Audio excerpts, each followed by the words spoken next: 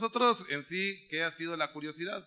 Pues decíamos, como lo presentamos o lo decía en el video, la curiosidad ha sido ese elemento importante que el ser humano ha tenido para transformar sus vidas, ese deseo de conocer, esa aspiración a saber y a comprender el mundo que lo rodea. Sin embargo, la curiosidad realmente que es la esencia de todo ser humano en cualquier campo del conocimiento que quiera desarrollar. Es así, por ejemplo, en el caso para la biología, lo mismo para entender la energía, para entender las partículas subatómicas, entender el cosmos, la economía, construir ciudades más seguras, el transporte público, etc. La ciencia está presente en cuanto todo tengamos que desarrollar nosotros. Y precisamente esa ciencia surgió de algún lado. La ciencia no cayó del cielo.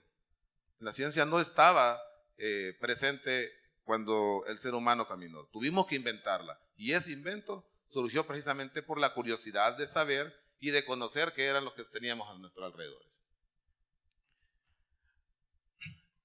Los grandes descubrimientos de la humanidad, ¿verdad?, que han cambiado el mundo, han sido producto de esa curiosidad misma.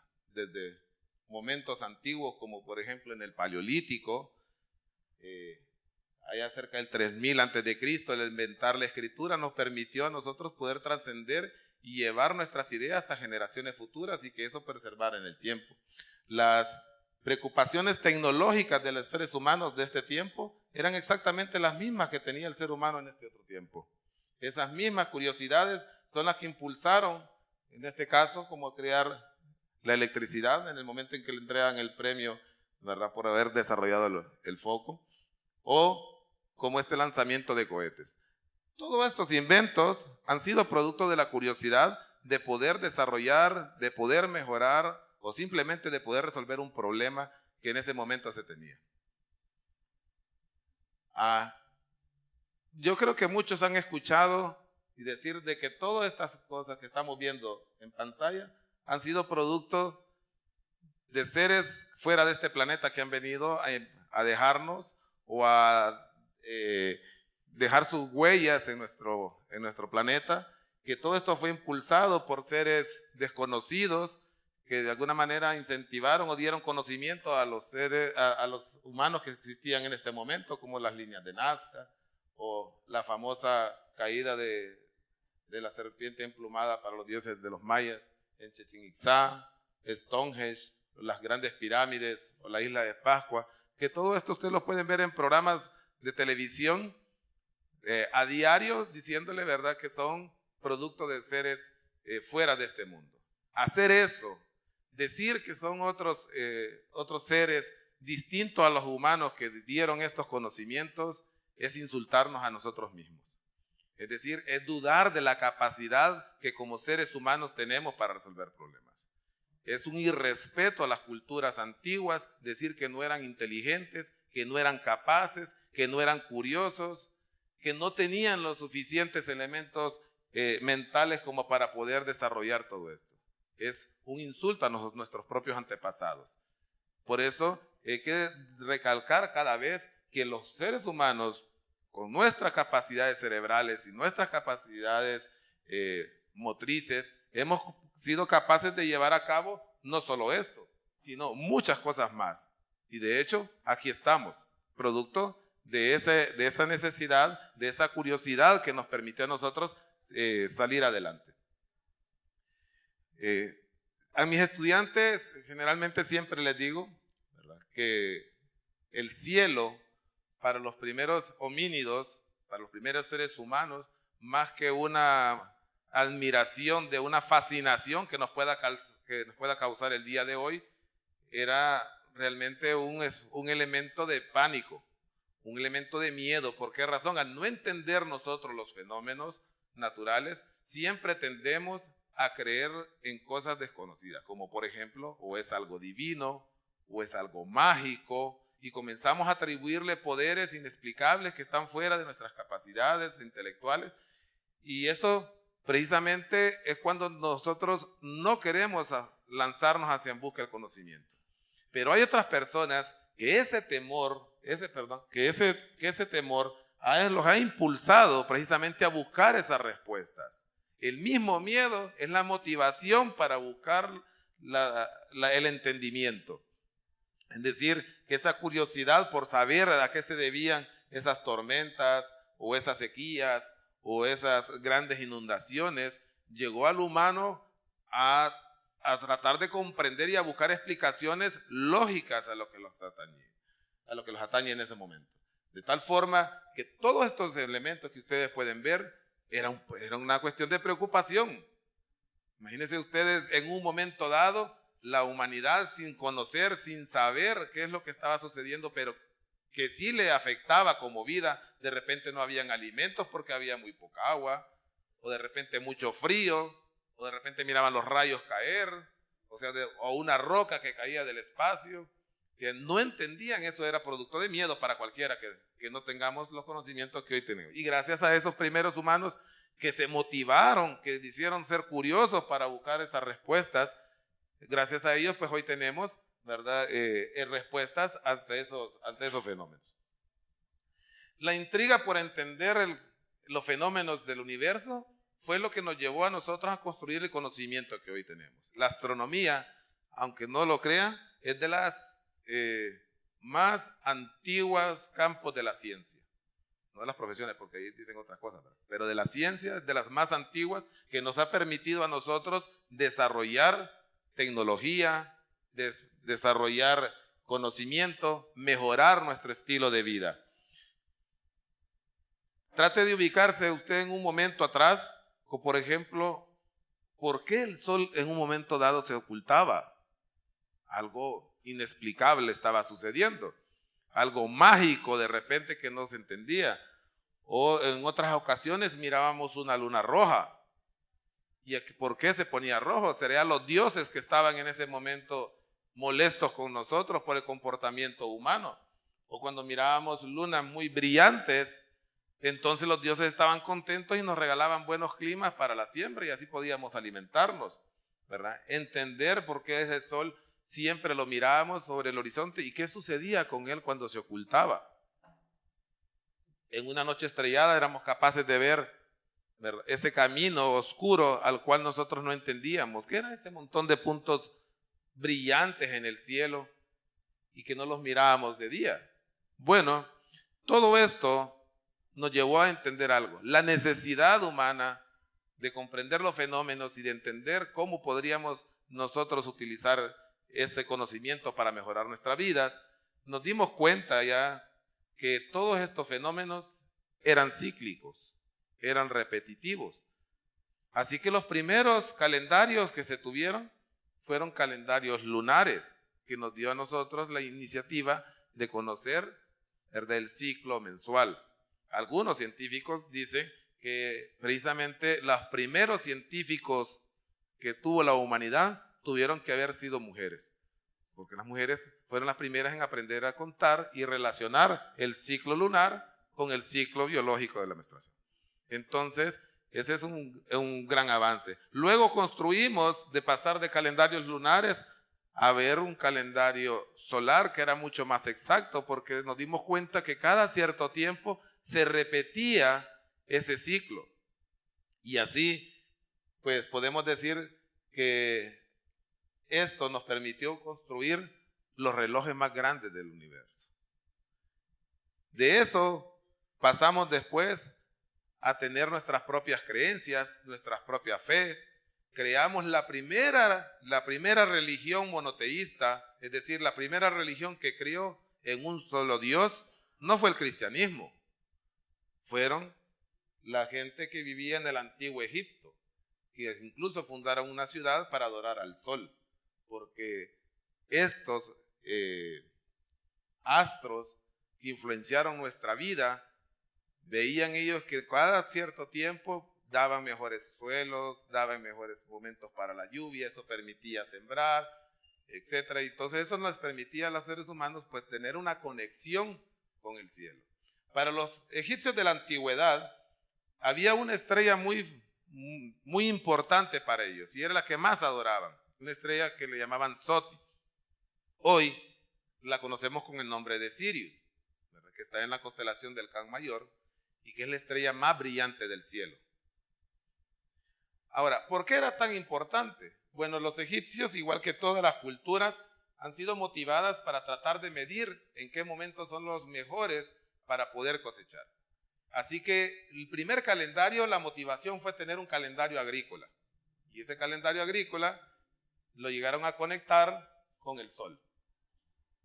Ellos veían y se dieron cuenta de que después de algo que se le conoce como el periodo de invisibilidad de la estrella, es decir, cuando las estrellas andan cerca de la línea visual con el sol, no las podemos observar a simple vista. Pero a medida que la Tierra va recorriendo alrededor del sol, nos vamos separando del sol. O sea, la línea visual entre el sol y la estrella se va haciendo cada vez más separada. Entonces la estrella ya de repente está por acá, ya la podemos observar porque el sol ya está oculto.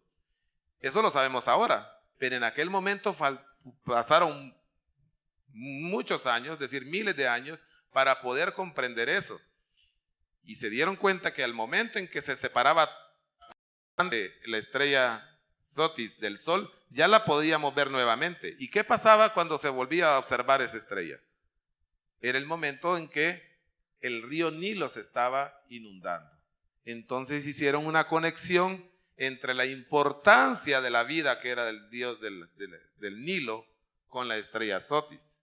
La estrella les anunciaba a ellos el momento en que venían las inundaciones para poder fertilizar la tierra.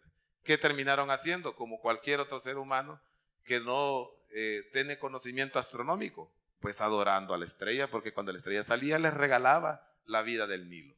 Y terminaron adorándole y haciendo una de sus dioses más importantes.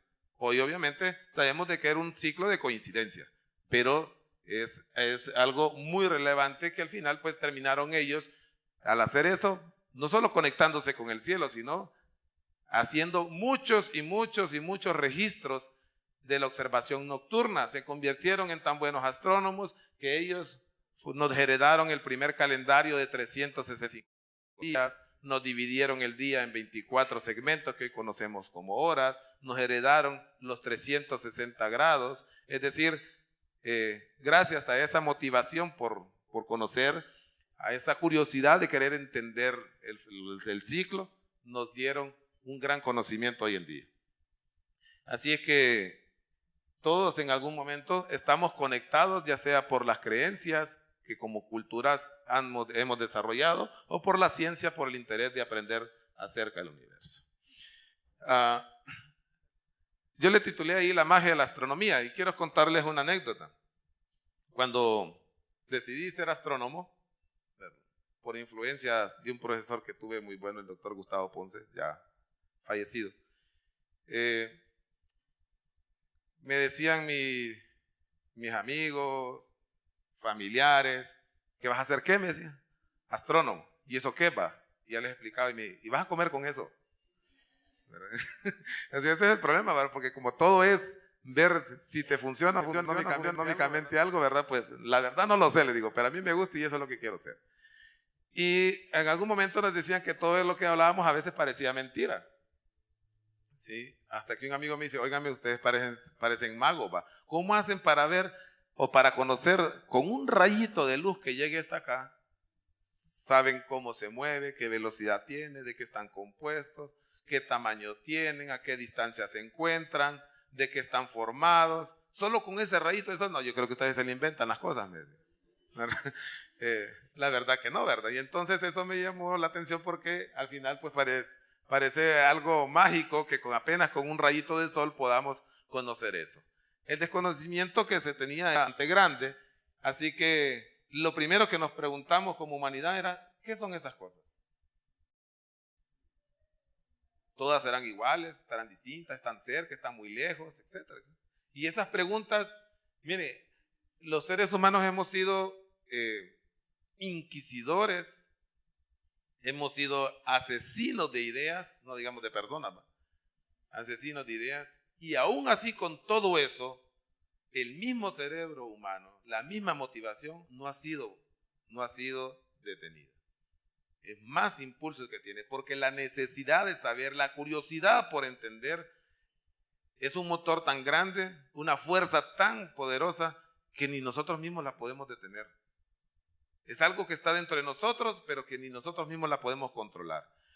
El primer ser humano que se planteó que esos puntos en el cielo de noche también eran soles como el nuestro, y que a lo mejor también habían otros planetas girando alrededor de esas estrellas, y que tal vez pudieran haber también vida, fue un señor que se llamaba Giordano Bruno. Y por haber dicho eso lo quemaron. Pero no lo detuvieron.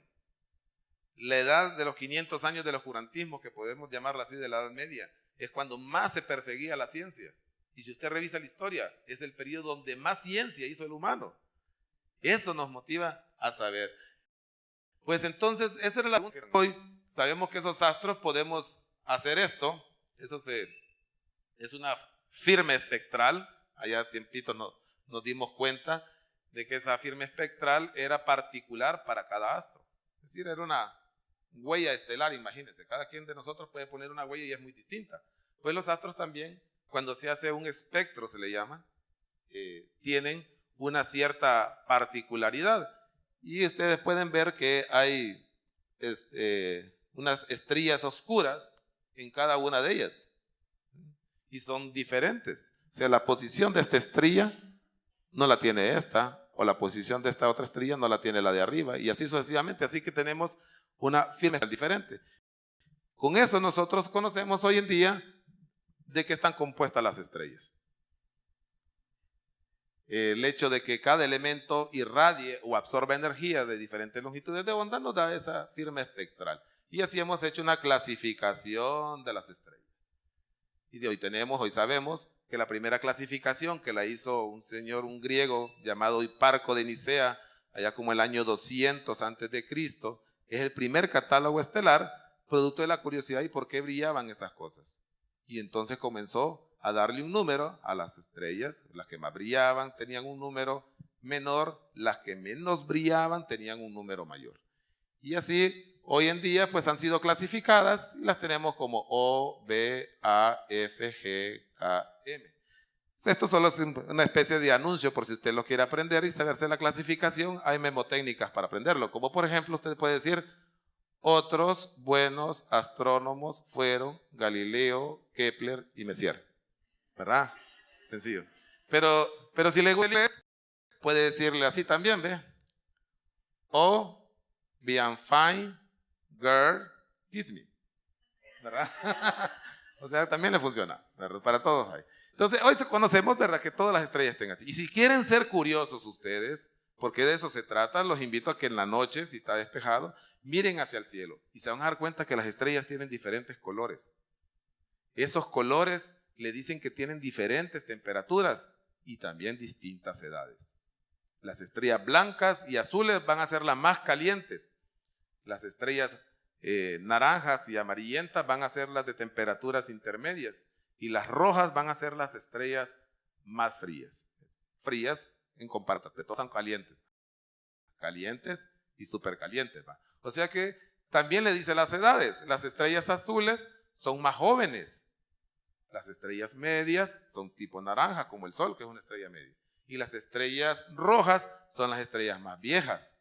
Entonces, como mis alumnos siempre andan buscando la manera de aprenderse las cosas sin esforzarse mucho, dicen entre ellos, las estrellas rojas, dicen, son las viejas calientes. Y las azules, como son las más calientes, son las más jóvenes, entonces dicen las jóvenes ardientes, dicen, ¿verdad? Entonces, bueno, entonces ya quedan tranquilos todos, ¿verdad? Entonces, es una manera de poner esa clasificación estelar.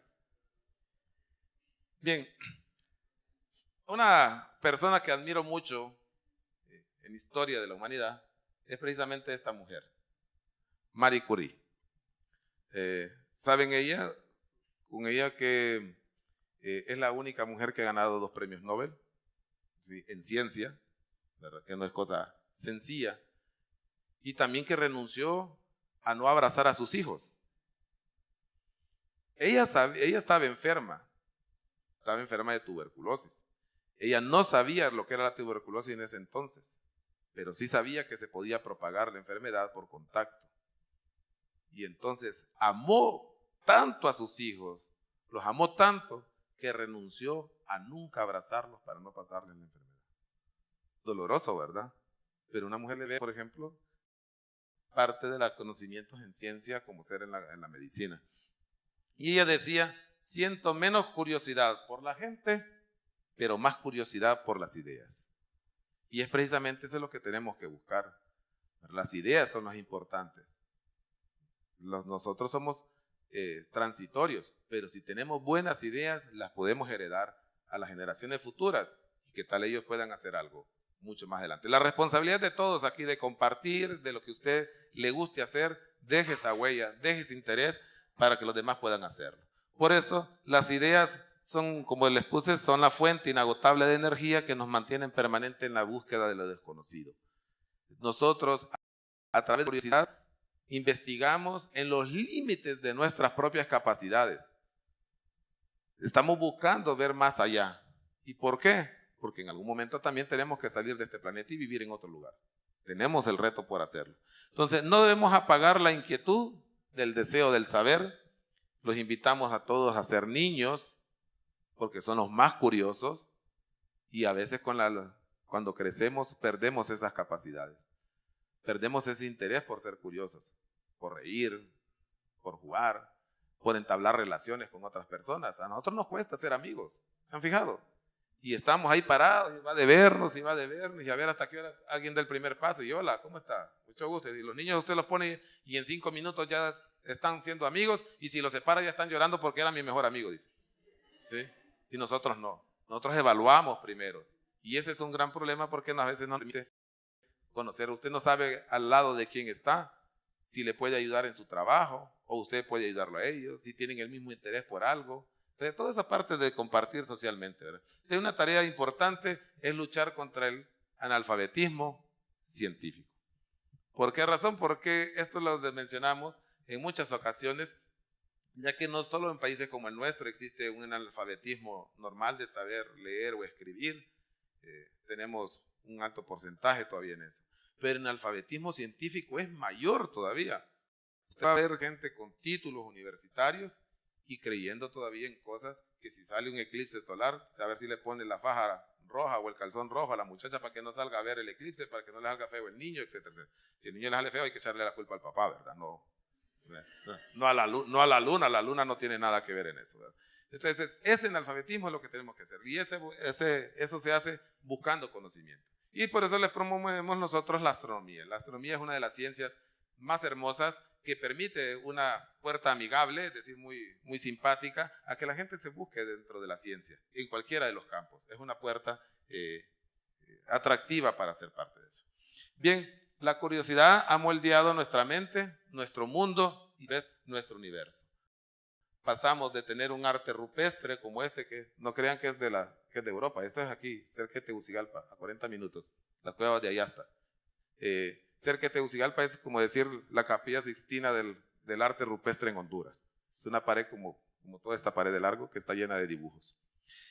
Y pasamos de esto que tiene alrededor de unos 1500 años de antigüedad a tener un arte refinado que ustedes lo pueden apreciar ahora, ¿verdad? Una pintura llamada Las Cacatúas del pintor hondureño Juan Ramón Laínez. Moldeamos nuestra mente, moldeamos nuestro mundo. De vivir en cavernas, ahora vivimos en enormes ciudades. Tegucigalpa de noche, Nueva York es Tegucigalpa. Y también moldeamos nuestro universo, de quedarnos contemplando, viendo el cielo.